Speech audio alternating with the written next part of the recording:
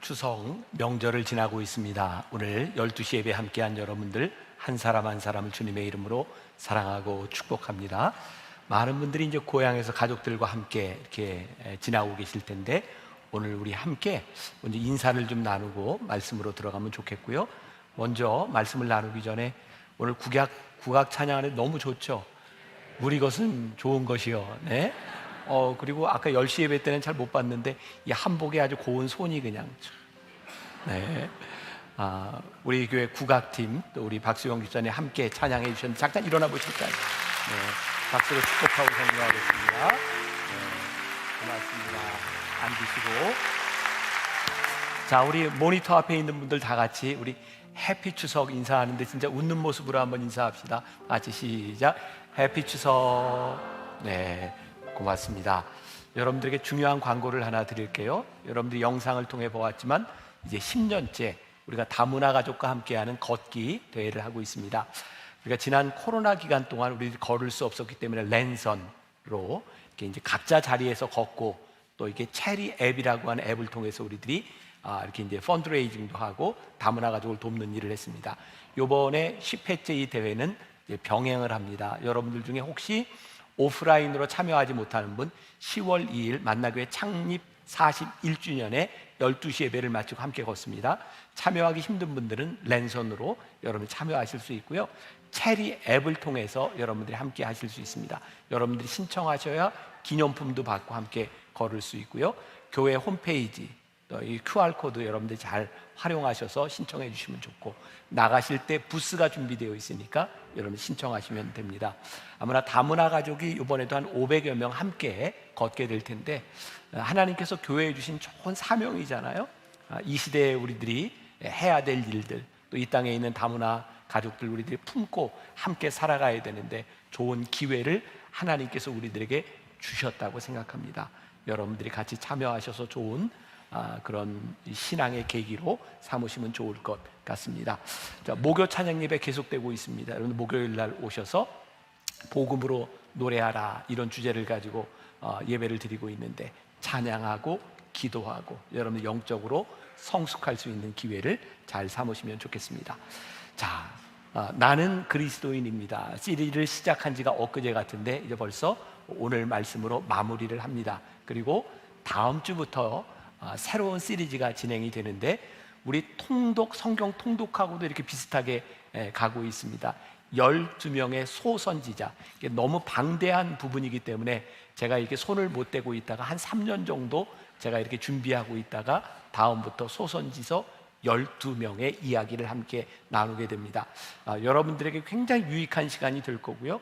여러분들이 성경을 좀 읽고 오셔야 될 것 같아요. 한 주에 한 사람씩 한 책씩 지나가니까 12소선지 여러분들이 같이 잘 또 참여하면 좋을 것 같습니다. 자, 오늘 말씀의 제목은 하나님 앞에서 겸손하게. 자, 성품에 대한 이야기를 하고 있고 이 겸손도 성품이라는 이야기를 하려고 그래요. 자, 첫 주 다니엘을 주인공으로 해서 모두 성품이다. 네, 용기도 성품이다 이야기를 그 다음 주에 다윗의 이야기를 통해서 감사도 성품이다.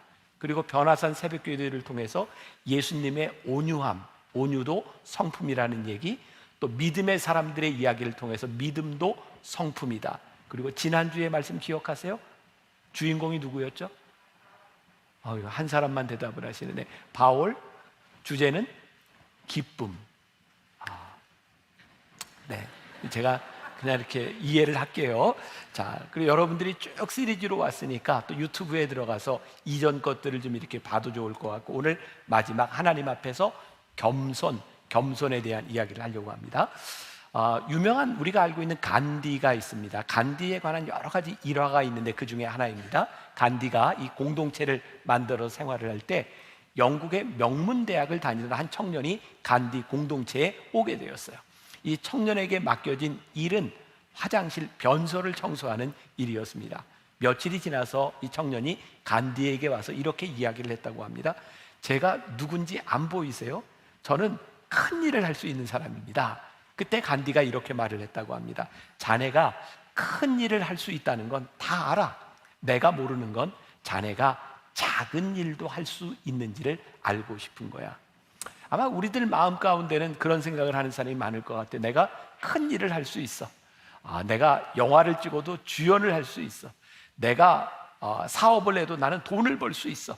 우리는 많은 큰 일들을 생각하는데 사실 우리들에게 중요한 것은 겸손하고 작은 일을 잘 할 수 있는가, 오늘 하나님께서 우리를 쓰실 수 있는 사람이 되는가, 이 겸손에 대한 이야기를 하려고 합니다. 자, 우리가 인생을 살아가는데 두 가지 방법이 있다고 생각해요. 잘 생각해 보세요. 하나는 왜라고 묻는 인생을 사는 방법이 있고, 또 하나는 어떻게 라는 물음을 묻는 방식이 있습니다. 자, 우리들의 삶에 어떤 문제가 봉착했을 때 우리가 왜, 하나님 왜 저를 여기에 두셨어요? 왜 제가 여기에 존재해야 되나요? 라고 물을 때 우리는 하나님과의 관계 속에서 우리의 인생을 풀어가게 되죠. 그런데 우리들이 처한 상황 가운데서 어떻게 내가 이 일을 해결하지? 그리고 내 속에 있는 능력과 내 마음을 가지고, 내 실력을 가지고 어떻게를 생각한다면 하나님과 관계없는 인생, 어쩌면 참 교만한 인생을 살 수도 있겠다는 생각을 해요. 자, 여러분들이 보는 여러분들 주변에 있는 사람들의 성품, 어떤 사람들이 참 저 사람 품이 있다라고 느껴지나요? 제가 말씀을 쭉 준비하면서 성품에 대한 이야기를 하면서 진짜 품이 있는 사람은 겸손한 사람이 아닐까. 그렇죠. 네, 여러분들 머리에 떠오르는 그 사람은 참 겸손해, 좀 품이 있는 거죠. 겸손하다는 것은 우리들의 삶에서 하나님의 음성을 들을 준비가 되어 있을 때 우리는 겸손한 삶을 살 수 있겠다. 그리고 세상적으로 이야기하면 우리들이 살아가면서 누군가의 조언, 누군가의 이야기를 잘 듣는 사람은 겸손하게 살아갈 수 있는 사람이고 품이 있는 인생을 살아갈 수 있을 것 같아요. 우리 인간의 가장 고귀한 가치는 누군가에게 인정받는 삶이 아닐까요? 그런데 만일 우리들이 인정받지 못하다고 하면 참 불행한 거죠. 그런데 이 인정받음이라고 하는 것은 겸손의 성품에서부터 나오는 것이다. 자, 하나님을 신뢰하는 사람들에게 필연적으로 따르는 것이 겸손이죠.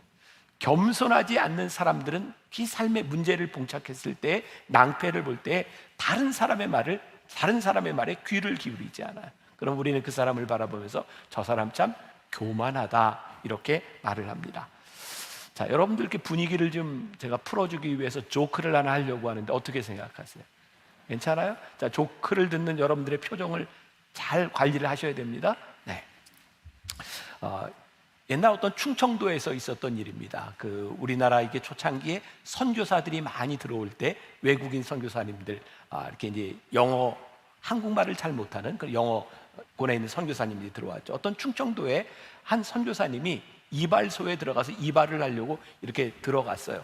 들어가서 의자에 딱 앉는데 글쎄 이발사가 영어를 하는 거예요. What's you? 충청도에서 What's you? 하는데 이 선교사님에게 뭐라고 들렸어요? What's you? 라고 들린 거예요. 선교사님은 자리에 딱 앉으면서 저 사람이 영어를 하네, 그러면서 영어로 대답을 한 거예요. 앉아보니까 거울이 있잖아요. 그래서 mirror라고 대답을 했더니 이 이발사가 머리를 다 밀었어요. 그리고 어쩐데요? 라고 했다는 이야기가 있어요. 자, 우리들은 가끔 그런 생각을 하죠. 내가 가지고 있는 지식, 저 사람도 가지고 있을 것이다. 내가 살아가는 방식, 이것이 통할 수 있을 것이다 라고 생각하지만 우리의 인생은 결코 그렇지 않습니다. 내 지식으로, 내 방법으로 살아갈 수 없는 인생이죠. 그래서 때때로 우리의 인생에 이런 순간들을 만나면 절망감을 느끼는 거예요.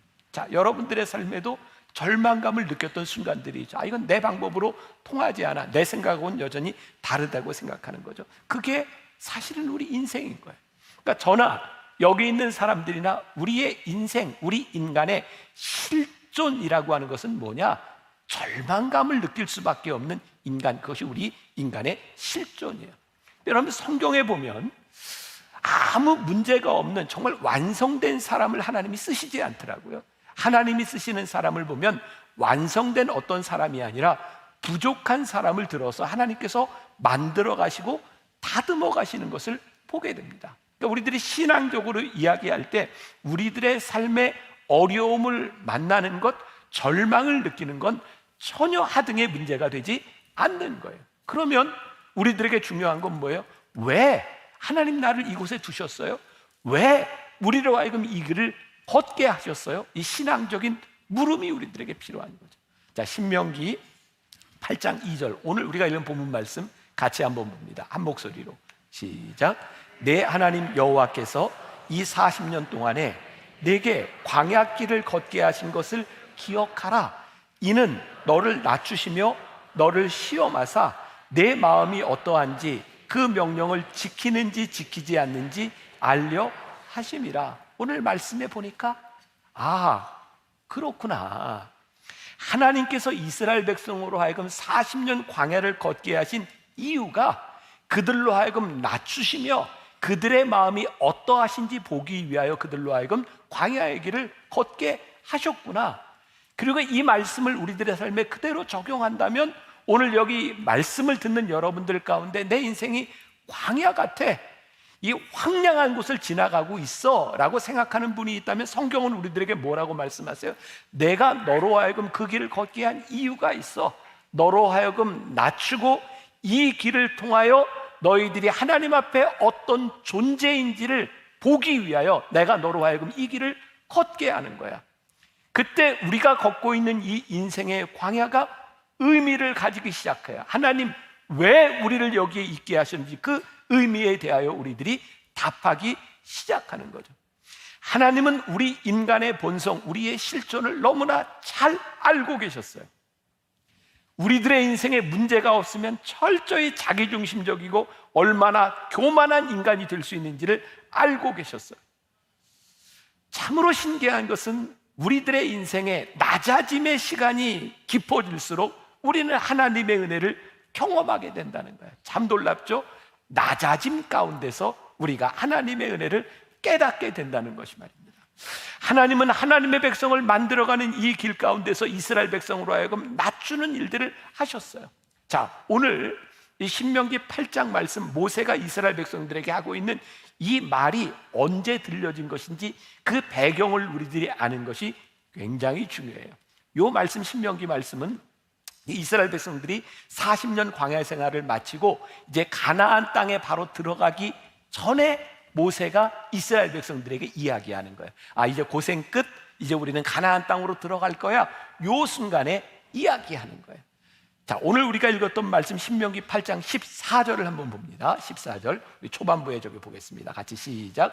내 마음이 교만하여 내 하나님 여호와를 잊어버릴까 염려하노라. 자, 가나안 땅을 앞에 놓고 모세가 뭘 염려해요? 너희들이 하나님을 잊어버릴까 봐.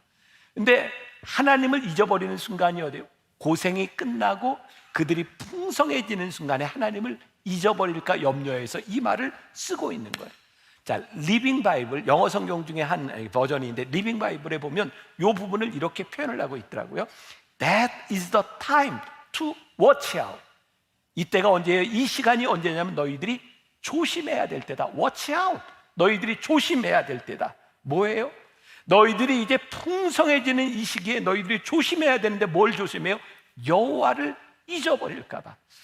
하나님께서는 우리로 하여금 겸손한 자를 만드시기 위해서 이 광야의 길을 걷게 하셨는데 너희들이 저 땅에 들어가면 겸손하지 않고 교만하여 하나님을 잊어버릴까 하나님이 모세를 통하여 염려하고 주의하라고 말씀하고 있는 거예요.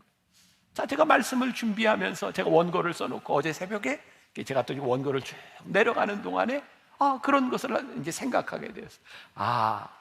우리들이 교회에서 영성이라고 하는 말을 참 자주 하는데 이 영성이라고 하는 말이 이런 뜻이구나. 우리가 여호와를 갈망하는 순간에 우리들이 하나님의 은혜를 경험한다면 우리의 영성이라고 하는 것은 하나님을 갈망하는 것이 영성이구나. 우리들이 하나님을 갈망하면 갈망할수록 우리들의 영성이 깊어지는 거예요. 그런데 어느 날 우리들의 삶에서 하나님을 갈망하지 않는다면 우리의 영성이 죽어가고 있는 거예요. 코로나 2년 반을 지나면서 우리 많은 성도들 가운데 그런 느낌이 들잖아요.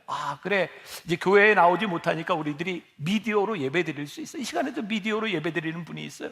그리고 성경적으로 여기에서 예배를 드리든 거기서 예배를 드리든 그건 큰 문제가 되지 않는 거예요. 왜? 영이신 하나님은 장소에 구애받지 않고 예배를 받으시는 분이니까. 그러니까 우리들이 꼭 교회에 나와서 예배를 드려야 된다, 이것이 올바른 것은 아니에요. 근데 우리들의 마음에 큰 부담이 있는 거죠. 언제부터인가 우리들이 여기서도 예배 드릴 수 있고 거기서도 예배 드릴 수 있다고 하는 것이 우리로 하여금 영적 갈망이 무뎌지게 한 거예요. 우리의 문제는 장소에 대한 문제가 아니라 이 영적 갈망이 묻어지며 우리들이 하나님의 은혜를 경험하지 못하고 살아가는 우리의 일상들이 계속되면서 우리들이 불안해지기 시작하는 거죠. 그래서 유명한 시편 42편 1절에 보면 시편 기자가 이런 고백을 하고 있잖아요. 하나님이여, 사슴이 시냇물을 찾기에 갈급함 같이 내 영혼이 주를 찾기에 갈급하리이다. 자, 이 말씀을 우리들이 잘 이해하려면 이 당시 시편 기자가 살았던 근동 지방의 상황을 이해해야 될 필요가 있어요. 여기에서 사슴이 시냇물을 찾기에 갈급하다라고 하는 것은 단순한 목마름을 이야기하고 있지 않아요. 제가 어떤 성경 주석을 보니까 이런 이야기를 하고 있더라고요. 자, 여러분 보이실지 모르겠어요. 이렇게 올라가면 여기에 지중해가 있고요, 여기에 이스라엘이 있어요. 여기에 갈릴리 호수가 있고 쭉 요단강이 내려오고 사해가 있고, 보이시죠? 네. 당시에 살고 있던 사람들이 이렇게 지나가는 길을 이렇게 이스라엘을 지나서 이렇게 가는 지역을 비옥한 초생딸 지역이라 그랬어요. 여기에는 바벨론과 아수르가 있고요, 여기 있는 사람들이 장사를 하게 해서 쭉 내려와서 이스라엘 거쳐서 여기 애굽까지 가는 거예요. 여기 델타 삼각주가 있고, 보이시죠? 여기 애굽이에요. 자, 욜로 지나가기는 힘들어요. 여기 아라비아 사막이 있어요. 그리고 이스라엘 백성들이 이렇게 비옥한 초생딸 지역을 이렇게 찾아간다 할지라도 여기는 광야가 많은 지역이에요. 사막이 많은 지역이에요. 이 사람들에게 제일 필요한 게 뭘까요? 물이에요. 물. 가다가 물을 못 만나면 죽는 겁니다. 그래서 당시 사람들이 이 사막을 지나고 이 건조한 땅을 지나갈 때 물을 찾기 위해서 어떻게 했냐면 사슴을 데리고 다녔어요. 여러분, 사슴을 왜 데리고 다녔냐? 사슴은 물 냄새에 가장 민감하답니다. 그래서요, 사슴에게 물을 주지 않고 아주 목마른 상태를 유지하고 물이 필요할 때 사슴을 딱 풀어주면 사슴이 물 냄새를 맡고 막 달려가는데 그 갈급함이 얼마나 심했는지 그 시냇가에 물을 발견했을 때 물을 먹지도 못하고 팍 꽂거나 죽는 겁니다. 이 시편 기자가 보았던 사슴이 시냇물을 찾기에 갈급함이라고 하는 것은 단순한 목마름이 아니라 그 물 앞에서 꽂거나 죽을 수밖에 없는 그 갈급함, 그 목마름을 이야기하고 있는 거예요. 하나님, 우리들의 인생에 하나님을 갈급함이 우리들에게 살아있어서 하나님 아니고는 제가 이 시간을 지나갈 수 없습니다. 하나님의 도우심이 아니고는 제가 이 길을 갈 수 없습니다. 하나님, 이 길을 제가 어떻게 가야 할까요? 라고 하는 갈급함이 우리들에게 있는가? 이 갈급함이야말로 우리로 하여금 하나님 앞에 겸손히 무릎 꿇을 수 있는 겸손의 성품을 만들어주는 것인데, 우리 신앙인의 불행이 뭐예요? 갈급함이 사라지고 있다. 제가 요즘 우리 목회자들에게 제일 많이 하는 이야기입니다. 목회를 하면서 제일 두려운 게 뭐냐? 매너리즘에 빠지는 거예요. 우리들이 살아가고 있는 일상 가운데 너무 매너리즘에 빠져서 그냥 그 일을 반복하는 것처럼 우리의 영성에 두려운 것이 없는 거예요. 제가 지난주에 어떤 젊은 집사 부부하고 이야기를 좀 나누게 되었어요. 처음 교회를 왔을 때 제가 만나서 이야기를 듣는데 그 남편 집사님이 참기 좀 힘든 일을 해요. 그러니까 교회에 나오면 정말 힘들게 나오는데 이렇게 조는 경우들이 많은 거예요. 제가 그때 그 이야기를 들으면서 괜찮아요, 조라도 괜찮아요, 괜찮아요, 나와서 예배 드리세요. 근데 이제 지난주에 만나서 이야기를 하는데 이 아내가, 이 남편이 힘들게 직장 생활을 하면서 요번 변화산 새벽기도에 하루도 안 빠지고 나왔는데 앉아서 조는 거예요. 근데 그 집사님은 하나님께도 미안하지만 담임 목사한테 미안한 거예요. 와서 조르니 목사님이 얼마나 힘들까. 그래서 남편을 쿡쿡 찌른대요. 문제는 이 찌르는 게 너무 아프게 찌르는 거예요.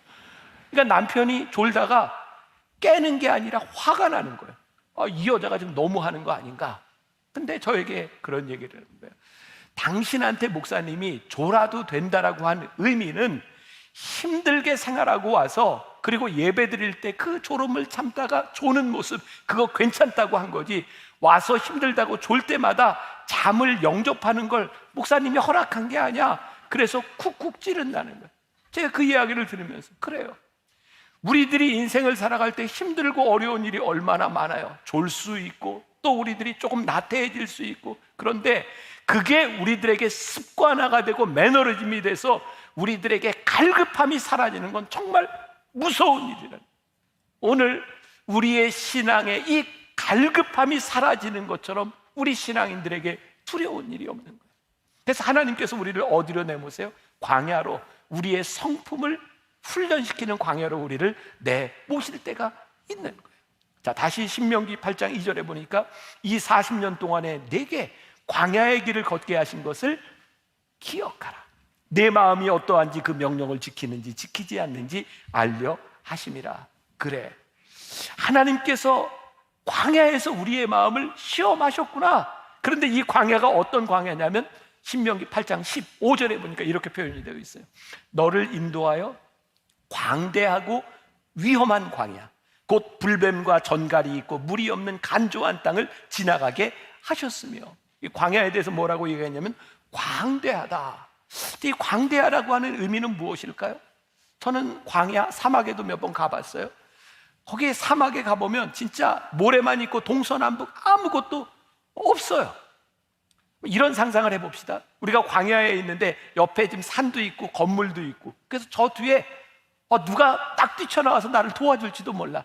묘한 기대감이 들 법한 그런 게 아무것도 없다는 거예요. 광야는 동서남북이 다 트여서 광대한데 우리들에게 어려움이 올 때 우리들이 도움을 구할 수 있는 것이 아무것도 보이지 않는 거예요. 그때 이 광야에서 우리들이 유일하게 도움을 구할 수 있는 것, 그것은 보이지 않는 곳에서 하나님의 도우심밖에 구할 수 없는 거예요. 그 광야는 위험한 곳이라고 이야기해서 전갈이 다녀요. 물이 없어요. 간조한 땅, 건조한 땅이라고 말하는 거예요. 이건 우리들이 어떻게 할 수 없는 상황인 거예요. 그런데 놀랍게도 이 40년 이 광대하고 위험한 땅에서 하나님께서 이스라엘 백성에게 그 사막에서 물을 내셨고, 그 사막에서 먹을 것이 없을 때 만나와 메추라기를 주셨고, 그 아무것도 없는 곳에서 적들이 나타났을 때 하나님께서 그 전쟁에서 승리하게 하셨다는 거예요. 광야의 시간, 우리들이 아무것도 할 수 없는 그 시간 가운데서 하나님이 도움이 되셨고, 그 가운데서 하나님을 바라볼 수 있는 겸손을 우리들에게 주셨다. 하나님만이 우리들에게 유일한 소망이 됨을 경험하기 시작할 때에 사람은 하나님 앞에 겸손해질 수밖에 없는 거예요. 광야가 우리의 인생의 축복의 장소구나, 하나님이 우리를 낮추시는 곳이구나 라는 것을 깨닫게 되죠. 올해 한국의 유명한 한국의 지성이라고 불리는 이어령 선생님이 세상을 떠났어요.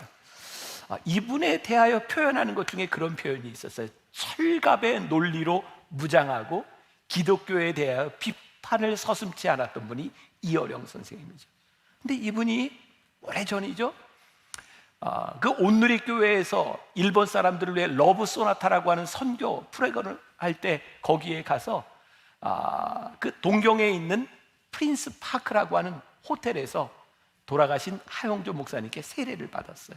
그때 그게 많은 사람들에게 회자가 되었던 이야기죠. 이분이 세례를 받을 수 있는 사람이 아닌 거예요. 근데 이분이 하나님 앞에 무릎을 꿇고 세례를 받았어요. 이유는 그분의 인생에 광야를 만난 거였어요. 사랑하는 딸이 암으로, 사랑하는 손주가 자폐증으로 눈이 보이지 않는 그런 어려운 시간을 지나갈 때 이분이 그 인생의 광야에서 하나님을 만나죠. 그리고 세례를 받고 이분이 인터뷰했던 내용 중에 이런 글이 있어요. 그렇습니다. 절망해보지 않은 사람은 절대로 영성을 가질 수 없습니다. 자기 파괴라는 극적인 것이 없이는 영성을 갖기 힘듭니다. 그래서 세속적으로 편안한 사람은 하나님을 받아들이기 힘든 것이죠. 이 땅에는 빛만 필요한 것이 아닙니다. 어둠도 필요합니다. 하나님은 빛과 어둠이 합쳐진 그레이존, 회색지대인 궁창에서 만물을 창조하셨습니다. 빛과 어둠을 알아야 인간 한계를 초월해 영성의 세계로 갈 수 있습니다.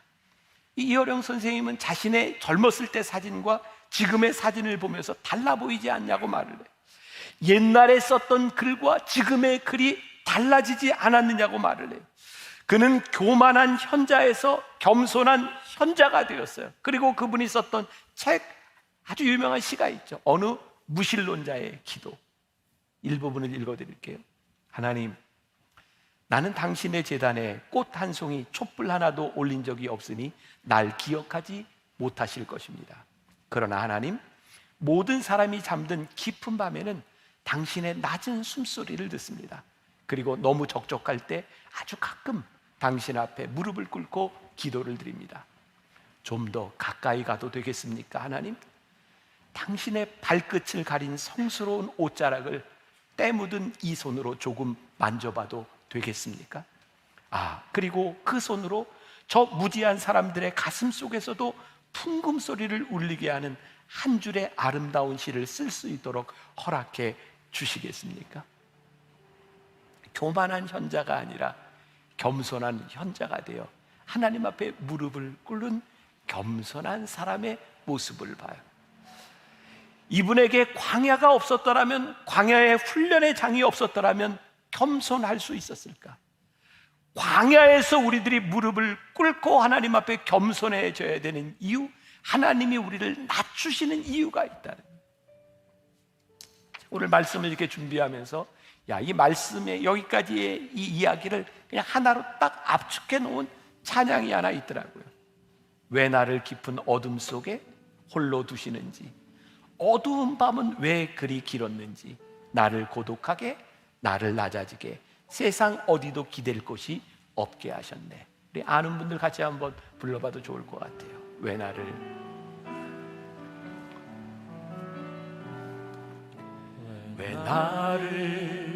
깊은 어둠 속에 홀로 두시는지, 어두운 밤 왜 그리 길었는지,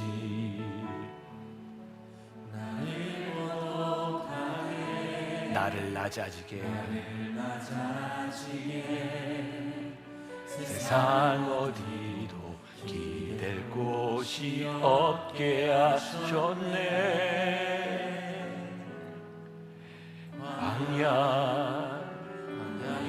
광야에서 왜 나를 깊은 어둠 속에, 왜 나를 깊은 어둠 속에 홀로 두시는지,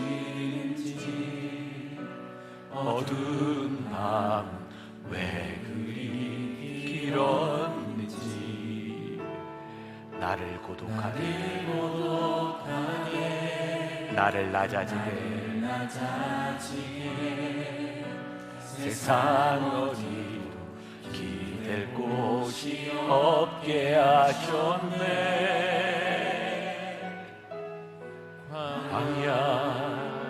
광야에 서 있네. 주님만이 내 도움이 되시고, 주님만 내 도움이 되시고, 주님만 내 빛이 되시는, 주님만 내 친구 되시는 광야. 주님 손 놓고는 단 하루도 살 수 없는 곳, 광야.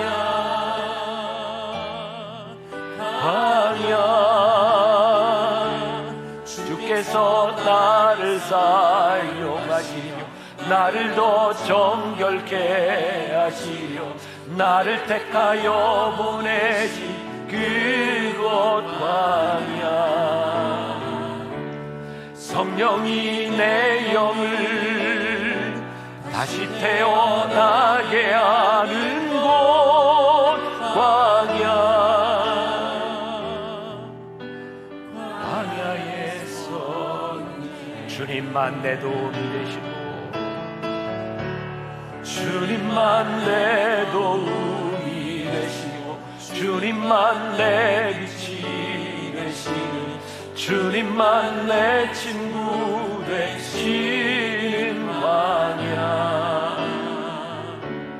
주님 손 놓고는 단 하루도 살 수 없는 곳 광야.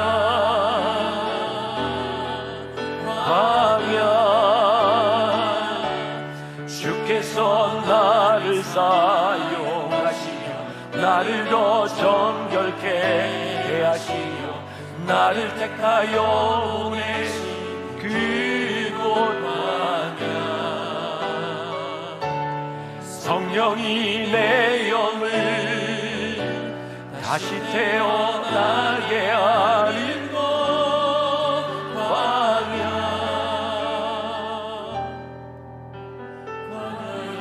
서 있네. 그러고 보니 우리 인생의 광야에 있는 것이 복이구나. 우리들이 하나님 앞에 겸손해져야 되는 것은 하나님을 위한 것이 아니라 우리로 하여금 하나님의 손길을 느끼고 우리들이 하나님 앞에 복된 존재로 살아가시도록 우리를 겸손하게 만들어 가시는구나. 신명기 8장 16절에 보니까 내 조상들도 알지 못하던 만나를 광야에서 내게 먹이셨나니 이는 다 너를 낮추시며 너를 시험하사 마침내 내게 복을 주려 하심이었노라. 하나님께서 우리들에게 겸손한 성품을 만들어 가시는 이유가 뭐라고요? 하나님께서 우리들에게 복을 주시기 위하여. 하나님께서 이 광야에서 우리의 옛 성품을 다 벗겨버리고 우리로 하여금 새로운 성품을 빚어가기 위해서 우리로 하여금 광야를 걷게 하셨다. 저에게는 이런 이미지가 생각이 나요. 저는 매니큐어 안 발라봤지만 요즘 네일샵 이런 거 많이 유행하잖아요. 매니큐어 바를 때 새로운 색깔을 좀 바르고 싶으면 이전에 발랐던 색깔에다 그냥 덧입히죠. 아니죠. 이렇게 물을 땐 되게 아닌 거예요. 네, 어떻게 해요? 이전에 있던 거 싹 긁어내고 새로운 걸 입히는 거잖아요. 우리가 집 안에 페인트 칠을 좀 새로 하고 싶을 때 이전에 있던 페인트 위에 그냥 덧칠하는 것이 아니라 이전에 있던 것들을 다 긁어내고 새로운 것들을 우리들이 칠하는 거죠. 광야는 우리들이 가지고 있었던 옛 성품들, 우리들이 버리지 못했던 것들을 다 긁어내고 하나님의 성품으로 우리를 빚어가시는 것이 광야이구나. 이 광야가 우리들에게 복된 것이구나. 우리를 겸손하게 만드시는 거구나. 그래서 이 겸손이 우리들에게 복된 것이 무엇이냐? 먼저 하나님께서는 겸손한 자를 존귀케 하시기 때문이죠. 굉장히 중요한 말씀인 것 같아요. 자, 베드로전서 5장 6절 말씀 같이 봅니다. 굉장히 좋은 말씀이에요. 시작. 그러므로 하나님의 능하신 손 아래에서 겸손하라. 때가 되면 너희를 높이시리라. 또 제가 이 말씀을 준비하다 떠오른 이미지. 요즘 젊은 사람들도 그거 아는지 모르겠어요. 옛날에는 이렇게 유원지에 가면 이렇게 오락기구들이 있는데 그 중에 두더지 잡는 게 있었어요. 기억나세요? 이렇게 돈을 넣고 딱 시작하면 두더지가 이렇게 하나씩 이렇게 오잖아요. 나타나잖아요. 그러면 망치를 들고 때려서 집어넣는 거예요. 이름. 저희는 그런 생각이 드는 거예요. 하나님이 우리가 교만하게 얼굴을 딱 디밀 때마다 한 대씩 때리실 것 같아요. 망치. 들어가 이놈아, 들어가 이놈아, 들어가 이놈아, 들어가 이놈아. 왜? 겸손해야 하나님이 우리를 존귀케 여기시는데 자꾸 머리를 디미니까. 우리들이 어떻게 머리를 디밀까요? 교만은 뭘까요? 저는 교만은 이런 생각을 해요. 우리들이 가지고 있는 것보다 우리를 과장되게 만들어 가기 시작할 때 그게 교만이라고요. 지금 이 사회에 가장 문제되는 것 중에 하나가 학력 위조, 그 다음에 경력 위조 이런 거 있잖아요. 왜 우리는 자꾸 내 학력과 내 경력을 위조하려고 할까요? 내가 가지고 있는 나보다 더 과장돼 보이려고 하는 거, 그게 교만이라고요. 우리는 왜 자꾸 그런 생각을 하게 될까요? 우리들 속에 컴플렉스가 있으니까. 야, 이거 내가 이대로 보이면, 내가 이대로 내 모습을 보면 내가 여기에 생존할 수 없고 경쟁할 수 없다고 생각하니까 우리는 컴플렉스를 자꾸 가리려고 하는 거죠. 교회 안에도 지난 몇십 년 동안 목회자들에게 저는 어쩌면 좀 부끄러운 모습이라고 생각해요. 목회를 하는 목사가 언제부터인가 박사학위를 받아야 목회를 좀 잘해야 될 것 같은 그런 마음들. 그래서 목사님들 사이에 이 박사학위 받는 게 너무 유행했던 시절이 있어요. 그래서 박사학위를 받으면 이걸 좀 나타내야 돼. 그래서 목회자들이 입는 가운에 여기 세 줄이 박사라는 얘기입니다. 그래서 그리고 설교를 하고 저는 이렇게 비난할 자격이 없는 사람이에요. 30년 전 저도 박사학위 받으러 미국 갔으니까. 그리고 공부하고 박사학위를 받아왔어요. 제가 목회를 하면서 깨닫게 되는 거예요. 물론 이게 다 필요 없는 것은 아니지만 내가 하나님의 일을 하는데 박사하기로 하는 것이 아니라 하나님이 나를 쓰실 때 내가 쓰임받을 수 있다는 것을 내가 깨닫게 되면, 저는 좀 극단적인 사람이죠. 제가 미국에서 공부했던 박사학위 논문 책 저는 다 패킹을 해서 버렸어요. 하나님이 이것으로 나를 사용하시지 않는다. 제가 이거 박사학위 안 받고 이런 얘기를 했으면 참 진정성이 있을 텐데, 이게 제가 참 그래요. 근데 공부 안 하고 박사학위 안 받고 이런 깨달음을 이야기할 수 있는 자 복이 있을진저. 저는 훨씬 더 복이 있다고 생각하거든요. 우리들이 내가 가진 것으로 무엇을 할 수 있는 것이 아니라 하나님은 나의 부족함을 가지고도 얼마든지 일하실 수 있는 분이라는 것을 우리들이 깨닫기 시작할 때 우리들이 진짜 겸손해질 수 있는데, 우리는 자꾸 우리의 컴플렉스를 숨기려고 하는 거죠. 근데 이 컴플렉스를 가진 인간이 하나님의 은혜를 경험하면 어떤 고백을 해? 하나님, 내 약함이 더 이상 약함이 아니고 이것을 제가 감출 것이 없다고 생각합니다. 내 약함을 가지고 하나님 앞에 나아갈 때, 약함을 자랑하기 시작할 때 우리들이 겸손하게 하나님 앞에 설 수 있는 거죠. 하나님의 은혜를 우리들이 깨닫기 시작하면 오히려 부족함이 우리들의 자랑이 될 수 있는 것을 깨닫기 시작할 때 우리는 겸손한 사람, 내 부족함에도 나를 쓰시는 하나님을 우리들이 고백할 수 있는 거죠. 또 하나님은 겸손한 자에게 지혜를 주신다는 사실이에요. 잠언 11장 2절에 보니까 이런 말씀이 있어요. 교만이 오면 욕도 오거니와 겸손한 자에게는 지혜가 있느니라. 기가 막힌 말씀이에요. 교만한 자는요, 사실 자기만 모르지 굉장히 욕먹습니다. 네, 여러분들 머릿속에 떠오르는 그 교만한 사람, 그 사람 잘난 척 하는데 다 욕해요. 겸손한 자는요, 사람들이 다 좋아해요. 근데 생각해 보니까 겸손한 자에게 지혜가 찾아오는 것인지 지혜로운 자가 겸손한지 모르겠어요. 이게 같이 연관성이 있을 것 같아요. 누가복음 14장 7절에서 10절까지에 보면 예수님께서 비유로 말씀하신 게 있어요. 잔치자리에 어떤 사람이 왔는데 자기가 와서 높은 자리에 앉으면 그 다음에 높은 사람이 올 때 그거 네 자리 아니니까 끌어낸다는 거예요. 그런데 처음부터 잔치자리에 맨 가장 낮은 자리에 앉아 있으면 주인이 와서 당신의 자리는 여기가 아니라 여기입니다 라고 이렇게 데려갈 때 그게 영광스럽지 않겠느냐. 그래서 어떤 사람은 이 누가복음 14장 말씀을 가지고 세상을 살아가는 처세술이라고 이야기를 해요. 굉장히 좋은 처세술입니다. 근데 예수님은 처세술로 말씀하신 게 아니에요. 이것은 천국에 대한 비유거든요. 마지막 때에 하나님께서 너희를 어떻게 하실지를 생각해 보라는 거예요. 제가 지난주에 어떤 정치인하고 이야기를 하게 되었어요. 지금 이 예배를 드리고 있을지 몰라요. 그분이 젊은 정치인들에게 이야기하는, 먼저 국회의원이 되고 조금 정치를 하고 싶은 사람에게 꼭 너희들이 지켜야 되는 게 있다. 정치를 하려면 어떻게 해야 되느냐. 대통령 선거를 할 때는 대선 후보가 됐든지 아니면 당대표가 됐든지 그 사람들하고 같이 갈 때는 늘 그 사람의 오른쪽 귀와 왼쪽 귀 뒤에 서라. 그래야 사진 찍힐 때 얼굴이 나온다. 이 자리를 뺏기면 정치를 못 한다는 거예요. 그래서 우리들 눈에는 보이지 않지만 심지어 어떤 사람은 옆에 있는 사람을 끌어내고 자기가 그 자리에 가서 쓰기도 한다는 거예요. 또 하나 원칙, 여러분 가끔 그 TV 뉴스에 보면 이게 당 대표가 이렇게 국회로 이렇게 뭐 연설하러 들어갈 때 이 통로로 지나갈 때 사람들이 다 와서 이제 악수도 하고 이러는 거예요. 정치를 하려면 다른 사람보다 5분이라도 일찍 와서 맨 끝자리에 앉아 있어서 당 대표가 올 때 악수하고 인사를 해야 화면에 잡힌다는 거예요. 그리고 조금 더 지혜로운 사람은 꼭 악수를 하고 한마디를 하라는 거예요. 넥타이가 참 멋있네요. 이렇게라도 한마디를 하래요. 그럼 뉴스가 저 사람 당대표와 밀담을 나누다 이렇게 뉴스에 나오니까 그거 해야, 그 처세술을 가져야 성공한다는 거예요. 세상은 성공의 원리를 뭐라고 이야기해요? 자기를 드러내야 된다는 거예요. 그런데 성경은 우리들에게 이야기해요. 세상을 살아가는 그런 방식이 아니라 하나님 앞에 우리의 자존심을 내려놓으면 하나님께서 우리들의 자존감을 높이시는 것을 우리들이 경험하고 살아갈 수 있다는 거예요.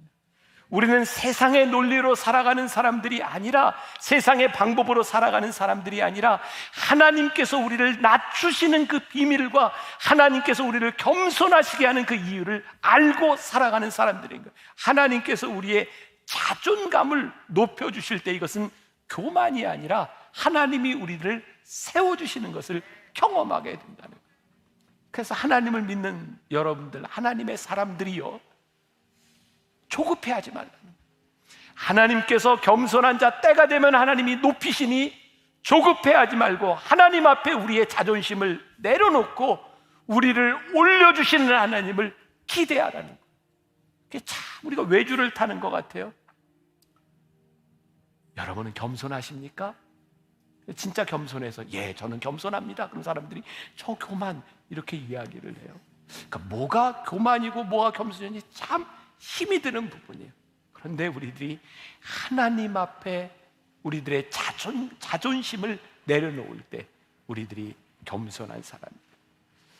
저는 그래요. 여러 사람들을 만나요. 제가 큰 사람이라고 생각, 저 사람 참 괜찮다. 그 사람은요, 남의 말에 참 귀를 기울여주는 사람이에요. 근데 어줍잖게 잘난 사람은요, 말이 많아요. 누굴 설득하려고 하고. 저도 이제 60이 다 돼가니까, 저도 이제 나이 들어가니까 이런 얘기 할 수 있을 것 같아요. 나이 들면서 조심해야 될 게 있죠. 말 많이 하는 거. 말 많이 하면 사람들이 곁에 잘 오려고 하지 않아요. 그게 나이 들면 왜 말이 많아지는지 아세요? 내가 이만큼 살아왔으니 내가 안다는 거예요. 그런 사람들을 별로 좋아하지 않는다는 거예요. 영적으로는 우리들이 하나님 앞에 하나님의 음성을 듣기 위하여 낮추고 말을 줄이는 것. 우리들이 이 세상을 살아가는 데 있어서도 내가 잘난 척하지 않고 하나님 앞에 겸손하게 무릎을 꿇는 사람이 되는 것. 그게 하나님께서 우리의 인생을 복되게 살아가게 하시는 거예요. 성경에 보니까 하나님께서 우리들에게 포회사 성령님을 주신다 그랬어요. 왜? 내가 하는 일, 내가 하는 말, 그것을 생각나게 하시도록 보혜사 성령님을 우리들에게 보내주시겠다고 말씀하셨어요. 그러니 우리가 그 음성을 듣고 겸손히 무릎을 꿇고 우리 인생의 광야에서 나를 낮추는 것이 우리의 인생의 복된 일이 아니겠습니까? 사랑하는 여러분, 나는 그리스도인입니다. 하나님 앞에서 겸손하게, 이 세상에서 겸손하게 그리스도인의 성품을 만들어가는 여러분들이 되시기를 주님의 이름으로 간절히 축원합니다.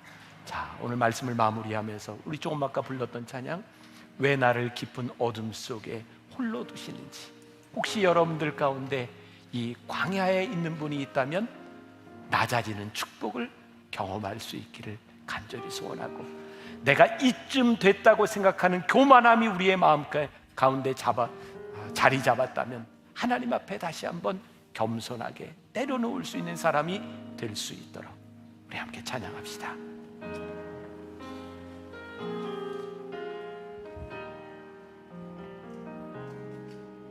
왜 나를 깊은 어둠 속에 홀로 두시는지, 어두운 밤은 왜 그리 길었는지,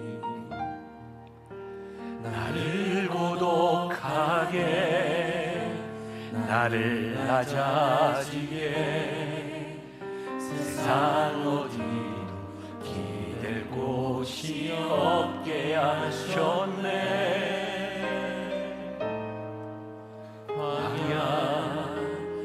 광야에 서 있네. 왜 나를 깊은 어둠 속에 홀로 두시는지, 어두운 밤 왜 그리 길었는지, 나를 고독하게, 나를 낮아지게, 세상 어디로 기댈 곳이 없게 하셨네.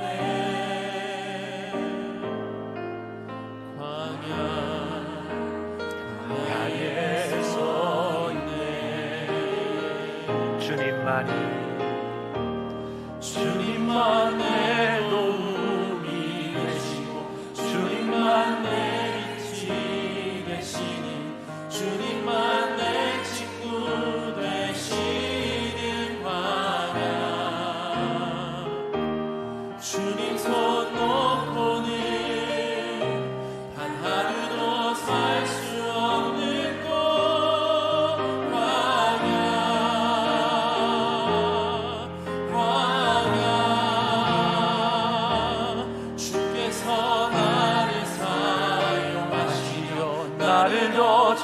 정결케 하시려 나를 택하여 보내신 그곳 광야 성령이 내 영을 다시 태어나게 하는 곳 광야에 서 있네 주님만 내 도움이 되시고 주님만 내 빛이 되시니 주님만 내 친구 되시는 광야 주님 손 놓고는 단 하루도 살 수 없는 곳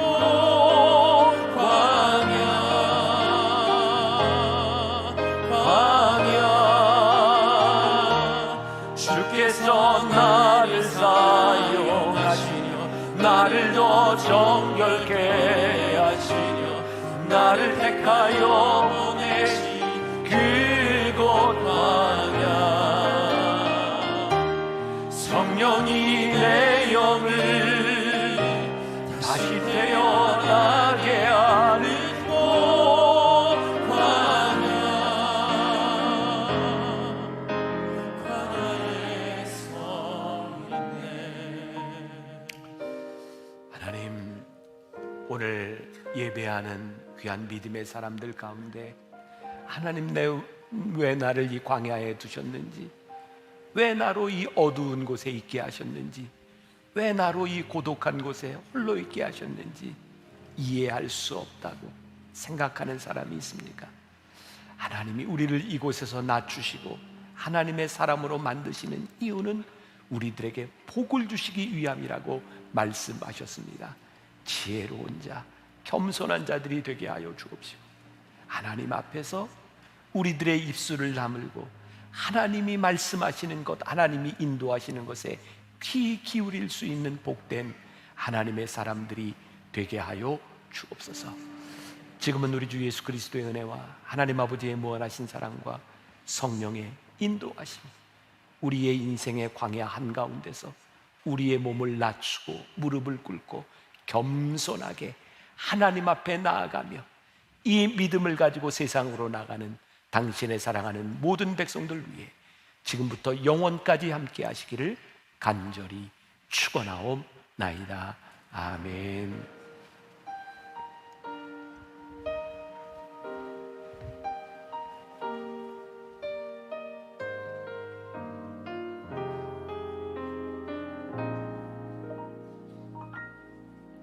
왜 나를 깊은 어둠 속에 홀로 두시는지, 어두운 밤 왜 그리 길었는지, 나를 고독하게 나를 낮아지게 세상 어디도 기댈 곳이 없게 하셨네.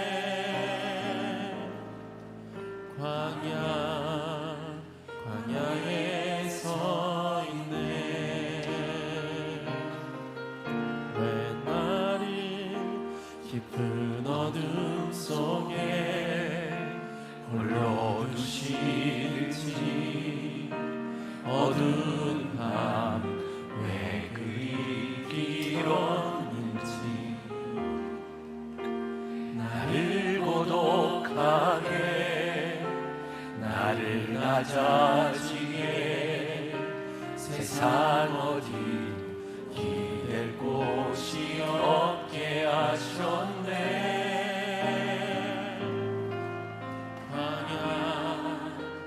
광야에 서 있네. 주님만 내 도움이 되시고 주님만 내 빛이 되시니 주님만 내 친구 되시는 광야.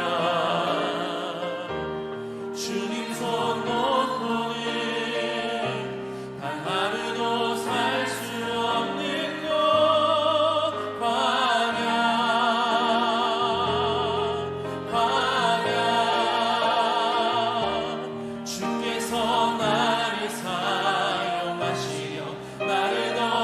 정결케 하시려 나를 택하여 보내신 그곳 광야 성령이 내 영을 다시 태어나게 하는 곳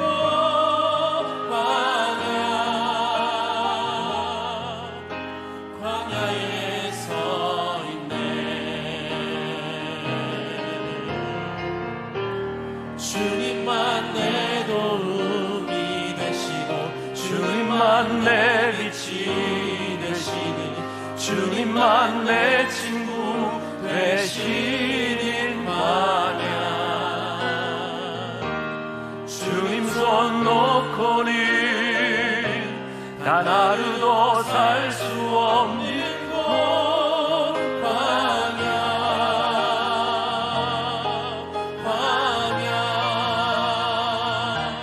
주께서 나를 사용하시려 나를 더 정결케 하시려 나를 택하여 보내신 그곳 광야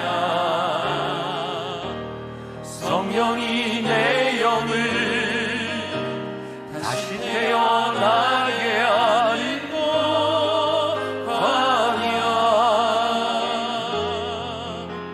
광야에 서 있네.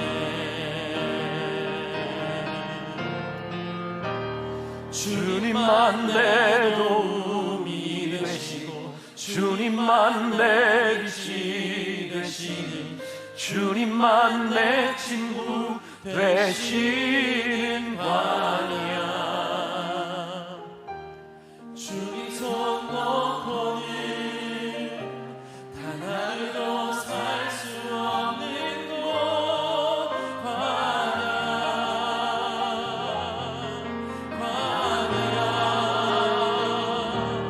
주께서 나를 사용하시려 나를 더 정결케 하시려 나를 택하여 보내신 그곳 광야 성령이 내 영을 다시 태어나게 하는 곳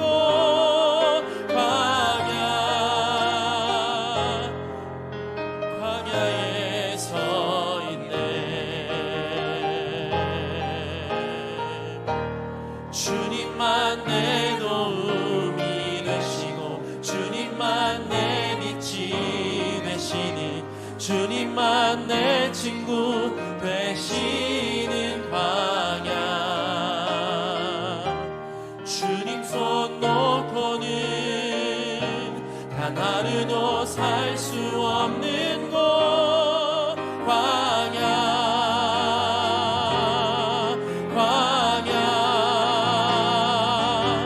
주께서 나를 사용하시려 나를 더 정결케 하시려 나를 택하여 보내신 그곳 광야 성령이 내 영을 다시 태어나게 하는 곳